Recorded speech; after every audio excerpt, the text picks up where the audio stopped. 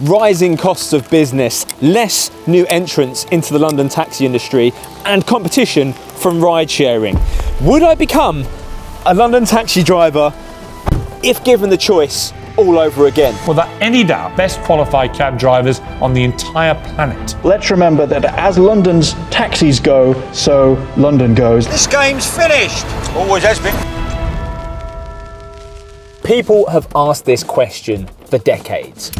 Taxi! They call it doing the knowledge. When people ask me this question, I think what they're trying to actually say is, if I became a London taxi driver, is there still money in it? Can I still make a living from it? Is it worth my time? And to that, I would give a resounding yes. There's always going to be money in this game.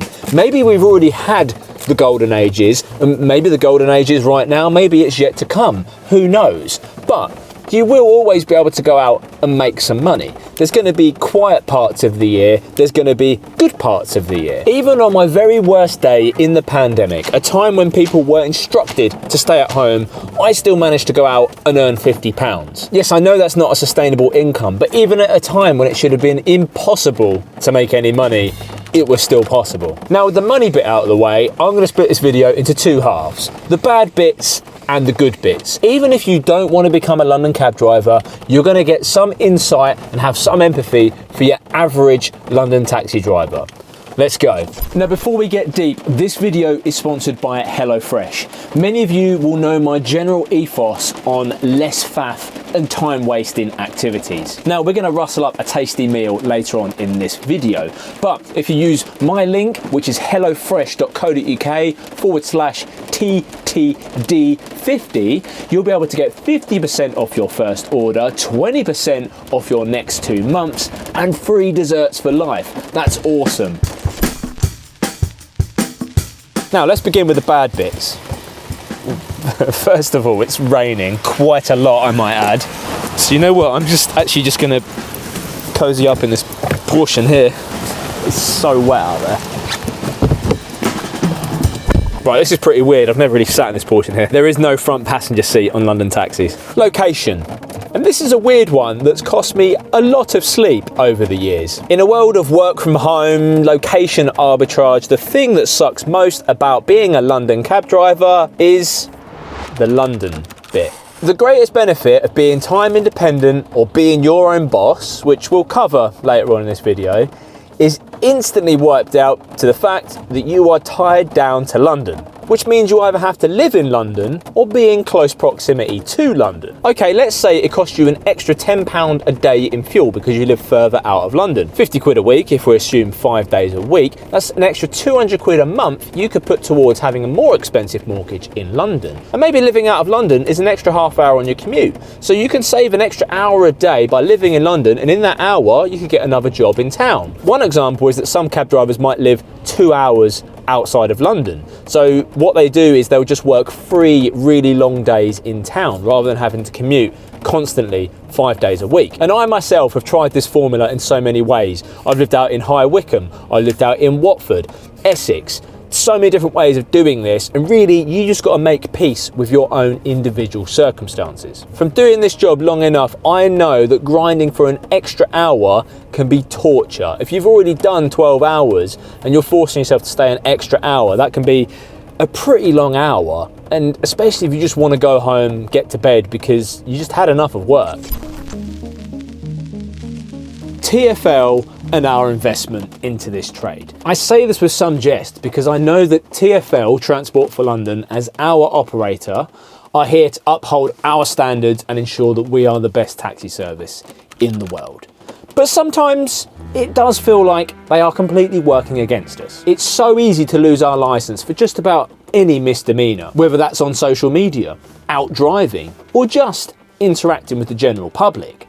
Back in, I think it was 2021, when I had my letter about my conditions of fitness to be licensed, one of the things that was explicitly stated in that letter was that I could not use the fact that I had this taxi on finance, or if I was a private hire driver, I could not use that car as a reason, as a financial hardship reason for my conditions to remain licensed. And I'm not against TfL for doing this, but the fact I've invested so heavily into this vehicle and specifically Transport for London cannot be used as a mitigating circumstance against any misdemeanor, whether that's taxi related or not. Which is nuts, because you hear of people going to court for certain misdemeanors. The idea that if they lost their license, the hardship it would then cause them, because they would not be able to pay their bills, their mortgage, etc., means that the court has to be lenient for whatever those circumstances are. The longer that I'm in this trade for, the more unemployable I am. You know, if I was in like an office job working as a marketer and I lose my job,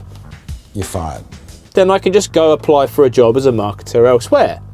Makes sense. I could go to a different country, I can do anything. But if I lose my job as a London taxi driver, you're fired. Not only am I uniquely qualified for London, that's not a skill set I can take anywhere else, but I've also invested heavily in the accoutrements and the trappings of the job. So I might live close to London for the job, and of course this vehicle. I've had to buy this vehicle because it's the only one you can do the job in. So what this then does is it makes me more paranoid and cautious than I need to be.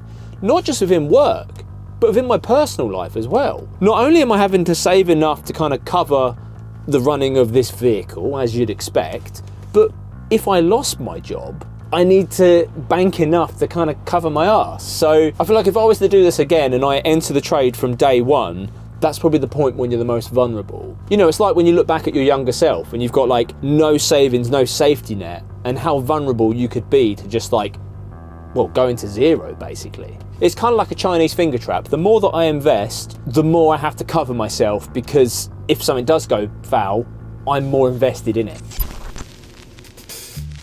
I have people who reach out to me and have these crazy notions of, oh, if I work 14 to 16 hour days and I do 6 days a week, I could retire off into the sunset at age 45 or whatever.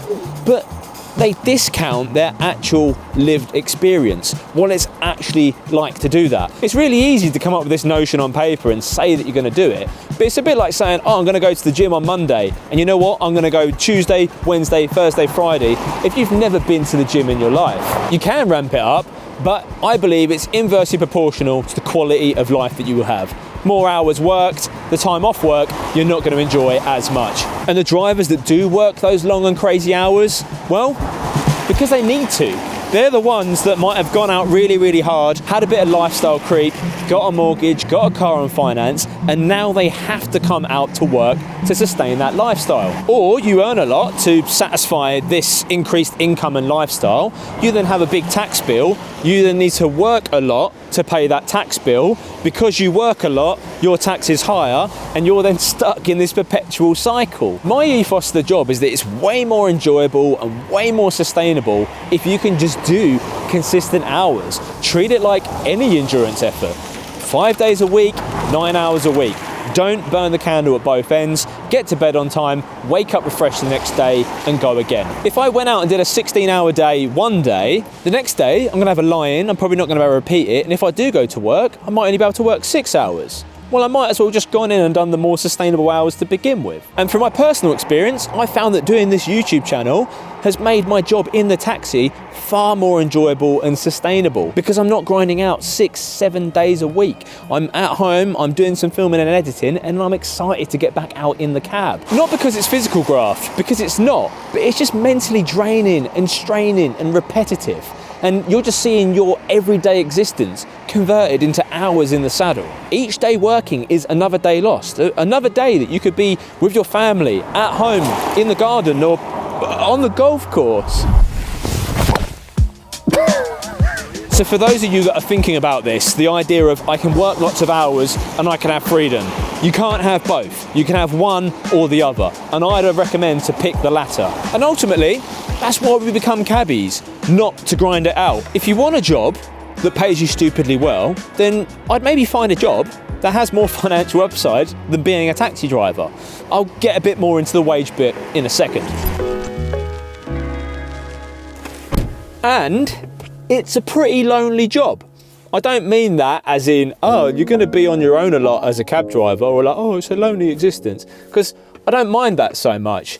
I mean that in the grand scheme of your life, of loneliness. When I finished school, I went to college, I went to university, I came out of university, flopped around in some graduate jobs for a bit, before eventually studying to become a London cab driver. And some of the best friendships that I still have to this day, people that I can really count upon and depend upon and have real deep, meaningful conversations with, are the people that I kind of met on that in-between bit. I guess what I'm trying to say is, like, have some life experience before becoming a cab driver, because this job will silo you. How many friends do you know met their partner through a friend of a friend, through a work colleague, someone when they went to university with, college, or traveling, something like that? I'd argue it's pretty high. And that then affects your potential life partner, your overall happiness in life, the kids, whether you have kids, because of choosing this job. You know, if the option came up between like working in a bustling office environment with lots of social interactions, or what I call social collisions, or becoming a taxi driver, I would probably argue that the office one would probably be better for a young person. These are all different like roads and routes that might just veer your life off into the most random and interesting of directions.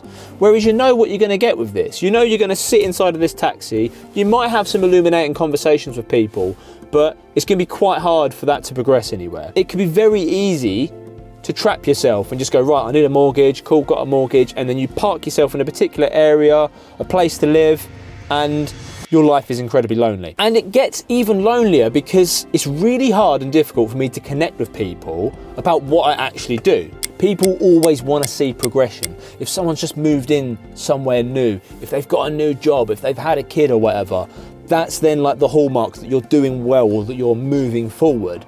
And because this job doesn't progress, it does become quite lonely to talk about, and people don't really connect too well with it. It's weird.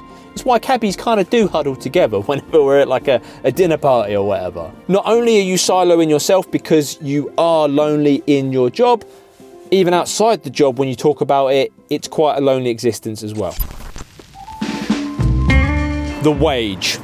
I can't quantify this as good or bad, because this comes down to how you value time, and I can't give you a pound amount because that's hugely variable. And I've made a video previously about what a cab driver could potentially earn. If, like me, you came from a basic background, like I came from a basic retail job, i.e. no qualifications were needed, you could just roll straight into that job, right? Then driving a taxi was a huge upgrade for me. That was like the jackpot, not just within the money, but also within the time freedom, that I could come and go to work when I like. I didn't have to work Saturdays anymore. That was amazing. Although oddly enough, I do enjoy working Saturdays now. If you've already got a trade, then I'd imagine working a taxi would be similar, maybe even worse, depending on your individual circumstances. You know, with an electrician or a plumber, you could be a one-man band, or you could expand it out into a bigger company. So if you're already within a trade, you might already have a pretty good standard of living. Pay rises. You do and you don't get a pay rise in this job. Some cabbies have done the mental math and believe that adjusted for inflation, we was earning better decades ago. Yeah, back in the 90s, we could expect to earn about £17 minimum per hour, up to £50, £60 per hour. You can go higher than that, and you can also go lower than that, but that would kind of be the average. And for a week's money, we would be looking for £1,500 to £2,000 a week back in the mid-90s.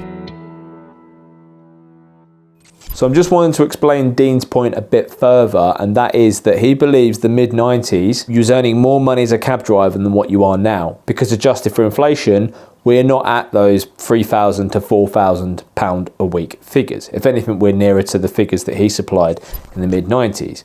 You might be asking, why is this? Well, one reason could be the fact that, of course, Uber, private hire drivers, more people are getting those, and that just means that we have less journeys in a cab overall. So even though our meter may have gone up over time, we're probably not as busy as what those drivers were in the mid-90s in terms of back-to-back jobs. So that could be where the discrepancy is. Also considering cost of living. So back then in the mid-90s, I was renting a 3-bedroom house on the Thames in Edward Square for £1,000 a month. Now you wouldn't be renting a £2,000 a month, would rent you a 2-bedroom apartment with no special view.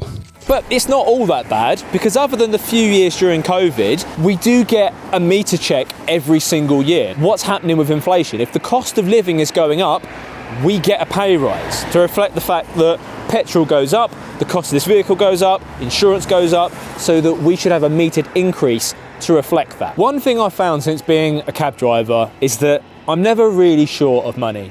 I'm not exactly like oozing in money, and maybe it's because since being self-employed, I am a little bit more self-aware of like where the money goes, or that my time in equals money out. So I'm a bit more conscious on my spending because I know how hard it can be to earn that money. But I generally find I can get all my bills paid and nothing's really that much of a shock to me, which is nice. Now, before we get onto the good bits, I did promise I was going to rustle up a pretty awesome meal. So let's go see what I've got from HelloFresh. And I'm excited for HelloFresh to be sorting me out because I hate faffing around in the kitchen. So if I can cut down my time in the kitchen and make tastier meals, this is where they're going to be a game changer. So not only are we going to make a sweet and sticky Korean chicken stir fry, we're going to be doing it with minimal waste as well. That's what I love about the pre-portioning. Let's get this show on the road, 20 minutes.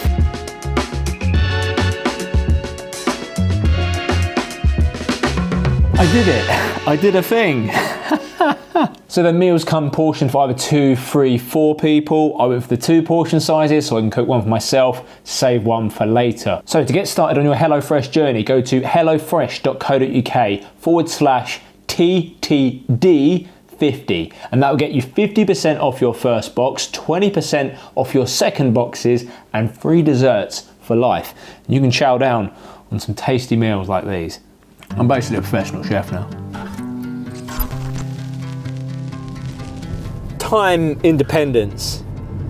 I still have to pinch myself at the fact that I can go to work when I want. I still have to work. Becoming a London cab driver isn't like winning the lottery. Mill, you know what this means, don't you, Rodney?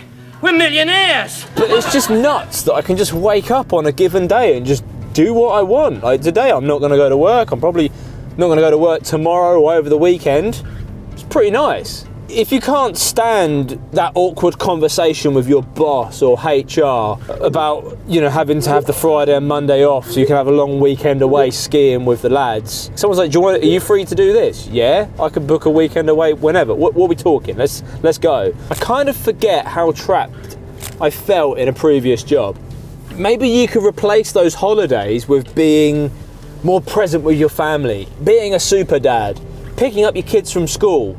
Insert whatever you want to do there. It's so refreshing to be able to work as and when you feel like it. And to be honest, this job feels more like a lifestyle than it does a job. I come to work as me. I'm not having to put on some corporate persona or face. I speak with passengers as me. If I want to help people out, I can do that. If I want to stop and just have a relaxing afternoon, I can do just that. It all just blends into my daily existence. I don't really see it as work. I'm basically just going out for a drive, albeit a very long one. So, I've covered the good and the bad, but who is this job really for?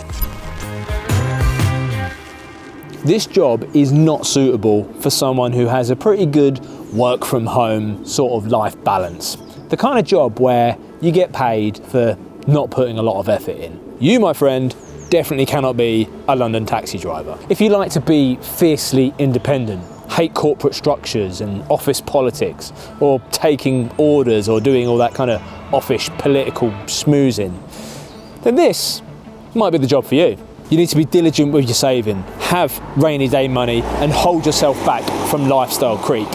But if you want a nice big house somewhere and a brand new car on the drive, this probably isn't the job for you. You need a good work ethic. If you can't will yourself to work, this is going to be an incredibly stressful job for you. But on the flip side, if you're one of those people that's always pottering about, tinkering around and always trying to find jobs, this is going to be a very rewarding job for you. You need basic people skills.